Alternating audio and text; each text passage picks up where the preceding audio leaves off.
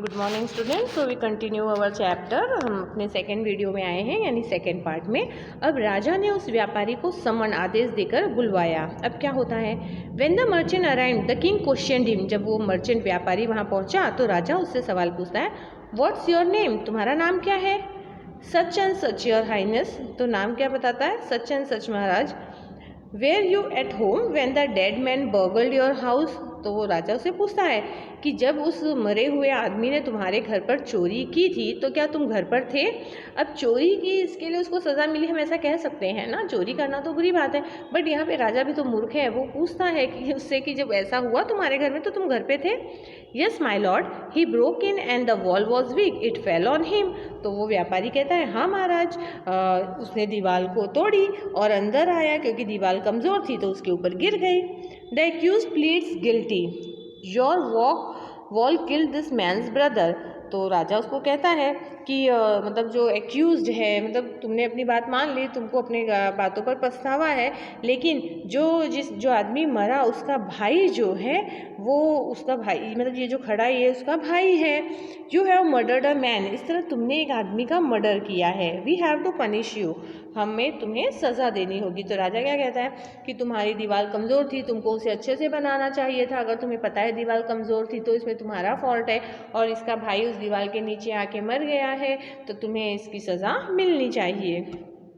Lord said the helpless merchant, I didn't put up the wall. तो वो merchant कहता है, महाराज दीवार मैंने तो नहीं बनाई थी।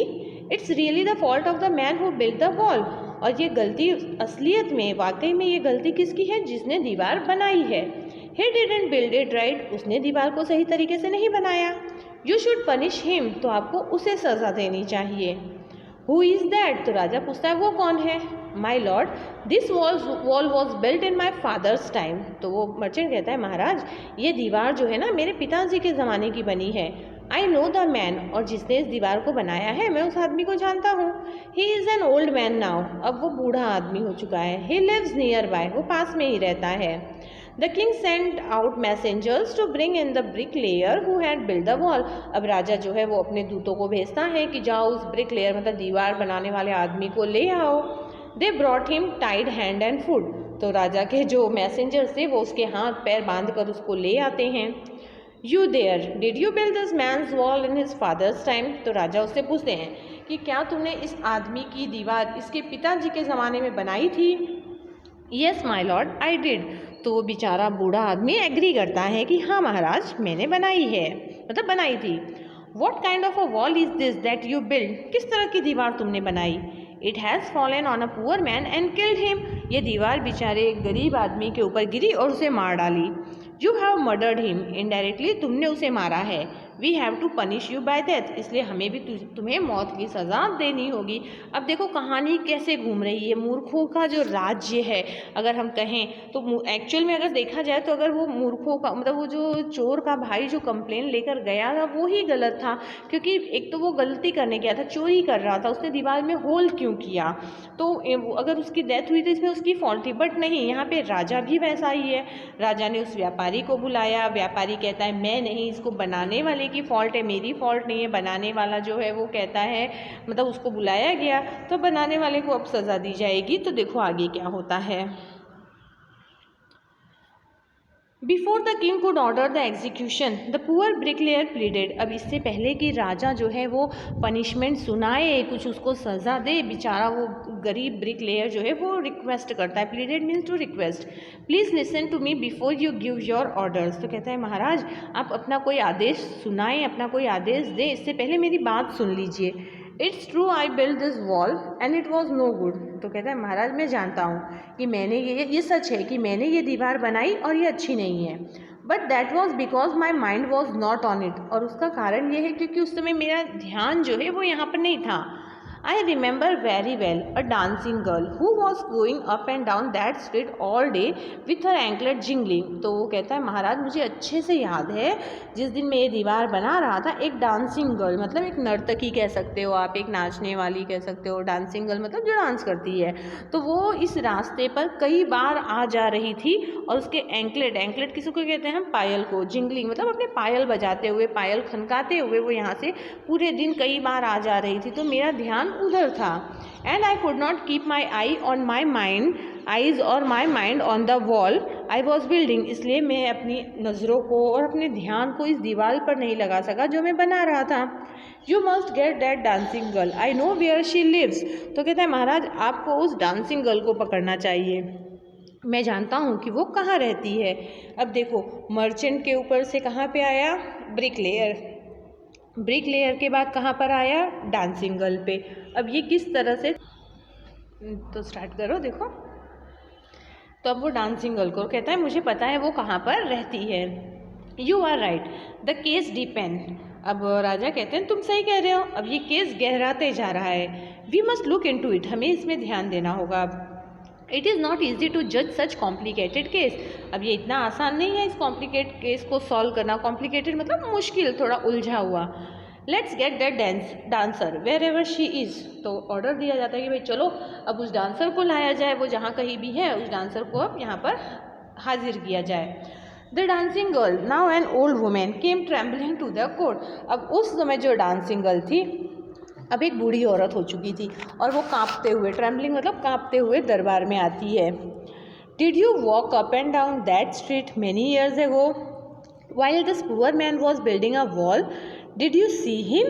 तो राजा उससे पूछता है कि क्या तुम्हें वो याद है कि मतलब तुम जब ये आदमी जो है वो दीवार बना रहा था उस समय तुम कई बार इस रास्ते पर आ जा रही थी, क्या तुमने इसे देखा था। Yes my lord I remember it very well. तो वो भी एक्सेप्ट करती है, हाँ महाराज मुझे बहुत अच्छे से याद है। So you did walk up and down with your anklet jingling. तो राजा पूछते हैं तो इसका मतलब ये सही बात है कि तुम जो है अपने पायल को खनकाते हुए, पायल को बजाते हुए उस रास्ते पर कई बार आई गई। You were young and you distracted him so he built a bad wall. उस समय तुम यंग थी, जवान थी, इसलिए तुमने इसका ध्यान भटका दिया और इसने खराब दीवार बना दी। अब हम आते हैं अपने 4th पेज पर, देखो पिक्चर साइड में दी गई है। It has fallen on a poor burglar and killed him. अब वो जो दीवार, अब तुमने उसका ध्यान भटकाया, ध्यान भटकाने की वजह से उसने ख़राब दीवार बनाई और वो ख़राब दीवार होने की वजह से वो एक गरीब बर्गलर के ऊपर गिरा और उसकी मौत हो गई। You have killed an innocent man, indirectly तुमने एक मासूम आदमी को मार डाला। You will have to be punished, अब तुम्हें उसकी सज़ा मिलेगी। अब देखो शुरुआत कहाँ से हुई, चोर मरा, उसके भाई ने कंप्लेन किया, कंप्लेन किसके खिलाफ किया, जिसकी दीवार गिरी, एक तो बेचारे की दीवार भी गिरी और ऊपर से उसको ही पनिशमेंट भी दिलाया जा रहा है। तो वो मर्चेंट कहता है कि ठीक है, वो एक्सेप्ट करता है कि दीवार गिरी, दीवार कमज़ोर थी इसलिए गिरी।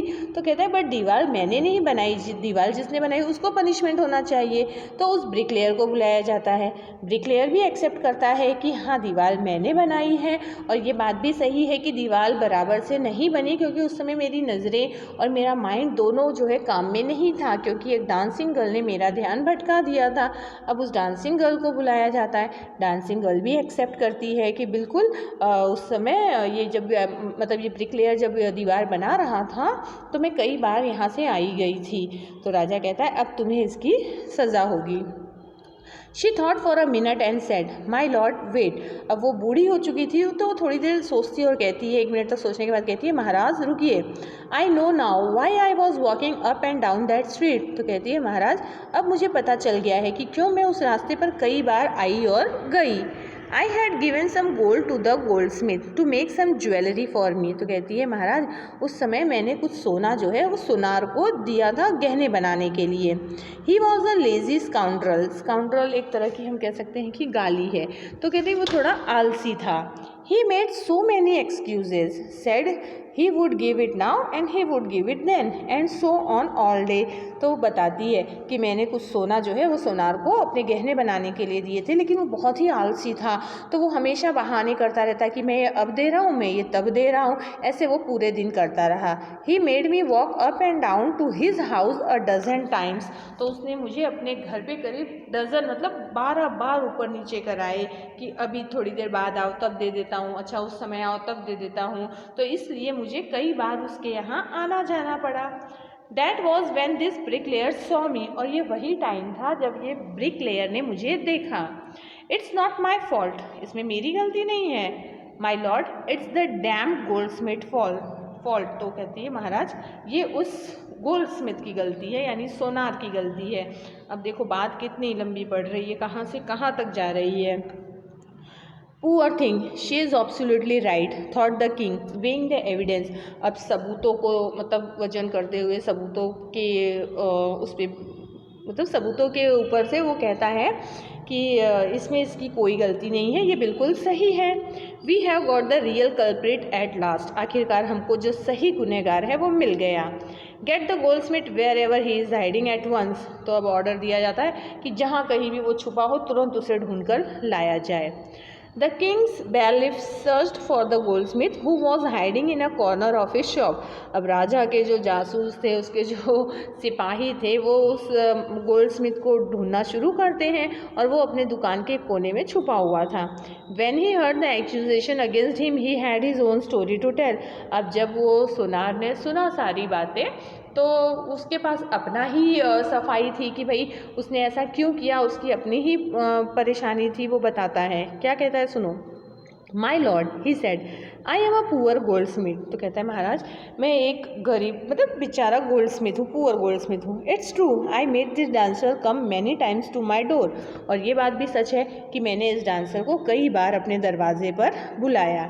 I gave her excuses because I couldn't finish making her jewellery before I finish the rich merchants order, तो कहता है ये सच है कि मैंने इसको कई बार बुलाया, लेकिन उसको ऐसा मतलब उसको एक्सक्यूजेज मतलब बहाने भी दिए।